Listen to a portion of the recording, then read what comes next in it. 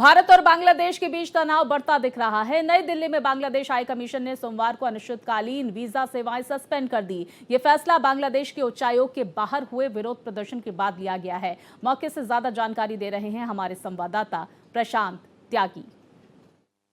इस वक्त Bangladesh high commission नई दिल्ली के दफ्तर के बाहर हम लोग मौजूद हैं और आप देख सकते होंगे कि जो सुरक्षा है वो यहाँ पर बढ़ी हुई है। दरअसल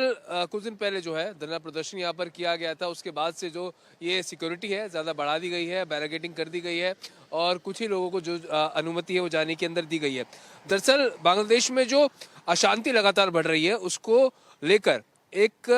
फैसला बांग्लादेश हाई कमीशन के द्वारा लिया गया है, जो कि एक नोटिस है वो बांग्लादेश हाई कमीशन के सामने अब लगा दिया गया है, जिसमें साफ तौर पर लिखा है कि कुछ ज़रूरी कारणों से नई दिल्ली में बांग्लादेश हाई कमीशन से अभी काउंसलर और वीज़ा सेवाएं अगले आदेश तक अस्थायी रूप से बंद कर दी गई हैं। क्योंकि लगातार हम देख रहे हैं किस तरह से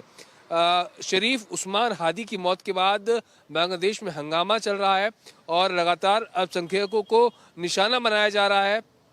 तो वहीं जो हिंदू समुदाय है उनको टारगेट किया जा रहा है, जिसके बाद से ये फैसला लिया गया है। पिछले दिनों हमने देखा कि दीपू चंद्र दास को जिस तरह से जिंदा जला दिया, उसके बाद हिंदू लगातार प्रदर्शन कर रहे हैं और अल्पसंख्यकों पर जिस तरह के हमले लगातार बांग्लादेश में हो रहे हैं उसके विरोध में यहाँ पर भी कुछ प्रदर्शन किया गया था, जिसके बाद से बांग्लादेश हाई कमीशन के बाहर जो सिक्योरिटी है वो भी बढ़ा दी गई है। दिल्ली पुलिस के साथ साथ अन्य जो सुरक्षा बल है वो भी यहाँ पर मौजूद हैं और एहतियात को ध्यान में रखते हुए जो नोटिस है वो यहाँ पर लगाया गया है और नोटिस में साफ तौर पर इस बात का जिक्र है कि कुछ ज़रूरी कारणों से बांग्लादेश हाई कमीशन से अभी काउंसलर और वीज़ा सेवाएं अगले आदेश तक अस्थायी रूप से बंद रहेंगी। यानी कि जब तक चीज़ें सामान्य नहीं हो जाती, बांग्लादेश में स्थिति कंट्रोल नहीं हो जाती, तब तक इस तरह का जो नोटिस है यानी कि जो वीज़ा सेवाएं हैं वो बांग्लादेश हाई कमीशन से बंद रहेंगी। पिछले काफ़ी दिनों से